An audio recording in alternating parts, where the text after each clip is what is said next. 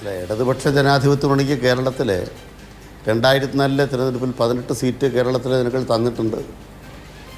ഒരു ലോക്സഭാ തിരഞ്ഞെടുപ്പിൽ കോൺഗ്രസിനെ കേരളത്തിൽ നിന്ന് ആരെയും അയക്കേണ്ടതില്ല എന്ന് ഇതിനു മുമ്പ് ജനങ്ങൾ തീരുമാനിച്ചിട്ടുണ്ട്. അതിന് സഹായകരമായ ചില ഘടകങ്ങൾ ഇന്നിവിടെ ഉണ്ട്. ആ ഘടകങ്ങളുടെ അടിസ്ഥാനത്തിലാണ് ആളുകൾ പരിശോധിക്കുമെന്ന് ഞങ്ങൾ കണ്ടെത്തുന്നത്. ഒന്നാമത്തെ കാര്യം, 2014 2019 സാഹചര്യങ്ങൾ പോലെ തന്നെ 2024 BJPയെയും നരേന്ദ്രമോദിയെയും നിരാകരിക്കുന്ന രാഷ്ട്രീയത്തിൽ നിന്നും കേരളം അണുവിട വ്യതിചലിച്ചിട്ടില്ല. അതുകൊണ്ട് തന്നെ BJPക്ക് മുന്നോട്ട് വരാനായിട്ടില്ല എന്നുള്ളതാണ് ഞങ്ങളുടെ ഒന്നാമത്തെ കാഴ്ചപ്പാട്. കേരളത്തിൻ്റെ ഫോക്കസ് കേന്ദ്രത്തിൽ വീണ്ടും NDA വരാതിരിക്കണം. BJPക്ക് ഒരു ഇഞ്ച് പോലും കേരളത്തിൽ മുന്നോട്ട് പോകാൻ അനുവദിക്കരുത്.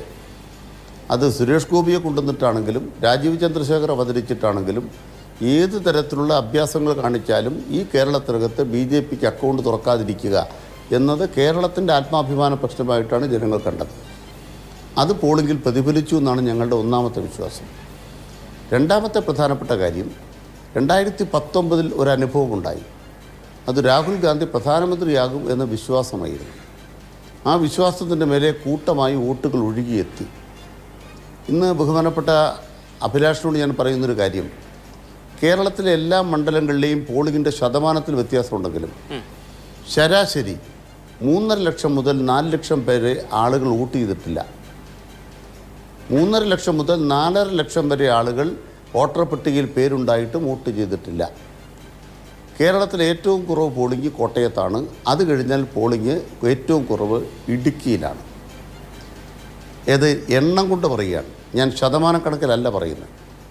കേരളത്തിൽ ആകെ പോൾ ചെയ്ത വോട്ടർമാരിൽ ഏറ്റവും കുറവ് വോട്ടർമാർ പോൾ ചെയ്തിട്ടുള്ളത് കോട്ടയത്താണ്, പിന്നെ ഇടുക്കിയിലാണ്. അതേ റേഞ്ചിൽ നമ്മൾ പരിശോധിച്ചാൽ പിന്നെ മാവേലിക്കരയിൽ കാണാം വോട്ടിൻ്റെ കുറവ്. ശതമാനക്കണക്ക് നോക്കിക്കഴിഞ്ഞാൽ ചാലക്കുടിയിലും ഏറ്റവും കുറവ് പത്തനംതിട്ടയിൽ നമുക്ക് കാണാം. എന്താണ് മധ്യ കേരളത്തിൽ ഈ പോളിംഗിൻ്റെ കുറവിന് കാരണം? നമ്മൾ ചാലക്കുടി തൊട്ട് പടിഞ്ഞാറേക്ക് ഒരു തെക്കോട്ടൊരു പാറ്റേണാണ് കാണുന്നത്. ആ പാറ്റേണിൽ നിന്ന് വേറിട്ട് നിൽക്കുന്ന ഒരേ ഒരു മണ്ഡലം ആലപ്പുഴയാണ്. ആലപ്പുഴ ഇടതുപക്ഷത്തിൻ്റെ കേന്ദ്രമാണ്. മലബാറിലേക്ക് പോയാൽ ഇടതുപക്ഷ കേന്ദ്രങ്ങളിൽ പത്തനംതിട്ട ഉണ്ടായ പോലെ ഏറ്റവും കുത്തനെ താഴ്ന്ന പോളിംഗ് അല്ല ഉള്ളത്. ഇടതുപക്ഷ കേന്ദ്രങ്ങളിൽ ശരാശരി ദേശീയ നമ്മുടെ ഈ പത്തനംതിട്ടയ്ക്ക് ഉണ്ടായതിൻ്റെ ഏതാണ്ട് പകുതി, ഒരു 6% താഴെ 6% അതിൻ്റെ വ്യത്യാസം കാണുന്നത്. അതായത് 11-12% പോളിംഗ് പത്തനംതിട്ട കുറയുമ്പോൾ 6% പോളിംഗ് ഇടതുപക്ഷ മണ്ഡലങ്ങളിൽ കുറഞ്ഞിട്ടുള്ളൂ. ഇതാണ് കണക്ക്.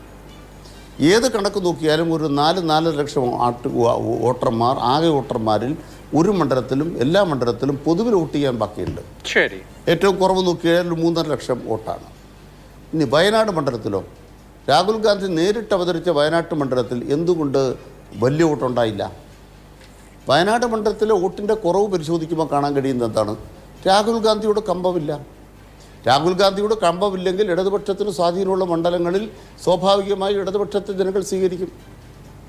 അത് ഞങ്ങൾ ഒന്നാമത്തെ വിശ്വാസമാണ്. രണ്ടാമത്തെ പ്രധാനപ്പെട്ട സംഗതി, ഇടതുപക്ഷത്തിനെതിരായ ഒരു തരംഗമുണ്ടാകേണ്ട കാര്യമുണ്ടോ? അങ്ങനൊരു പരിശ്രമമൊക്കെ ഇവിടെ നടത്തിയിരുന്നു. ഒരു 2 മാസം മുമ്പ് വരെ അത്തരമൊരു സാഹചര്യം ഇവിടെ ഉണ്ടായിരുന്നു. പക്ഷേ ഞങ്ങൾ അത്യധ്വാനം ചെയ്ത് കേന്ദ്ര സർക്കാർ കേരളത്തോട് കാണിക്കുന്ന കൊള്ള. രണ്ടാമത്, രാഹുൽ ഗാന്ധിയുടെ നേതൃത്വത്തിലുള്ള 18 അംഗ MP സംഘം നടത്തിയിട്ടുള്ള കേരള വിരുദ്ധമായ പ്രവർത്തനങ്ങളും അവർക്കെതിരായ വികാരവും വോട്ടാക്കി മാറ്റാൻ നോക്കി. അതൊക്കെ ഫലം ചെയ്തിട്ടുണ്ട്. അതുകൊണ്ട് കൃത്യമായിട്ട് പറയാൻ ആഗ്രഹിക്കുന്നു, ഇടതുപക്ഷത്തെ സംബന്ധിച്ചിടത്തോളം CPMൻ്റെ സംസ്ഥാന സെക്രട്ടേറിയറ്റ് 12 എന്നൊരു അക്കം എവിടെയും കണ്ടെത്തിയിട്ടില്ല. ഇവിടെ പറഞ്ഞുള്ളൂ CPM 12 എന്ന്. CPM അങ്ങനെ എണ്ണം പറഞ്ഞതായിട്ട് ഞാൻ കണ്ടില്ല. ഒരു മണ്ഡലത്തെക്കുറിച്ചും ഏതെങ്കിലും തരത്തിലുള്ള ഒരു പ്രവചനത്തിന് പാർട്ടി തയ്യാറായിട്ടില്ല. പക്ഷെ പാർട്ടിയുടെ ആത്മവിശ്വാസം 12+ ആണ്. അതിന് കാരണം എന്താണെന്ന് വെച്ചാൽ അതിന് സാധ്യതയുണ്ട്. ആ സാധ്യത ഈ മണ്ഡലങ്ങളിലുള്ള വ്യത്യാസത്തിന്റെ അടിസ്ഥാനത്തിൽ ഇടതുപക്ഷത്തിന് അവരുടെ വോട്ടർമാർ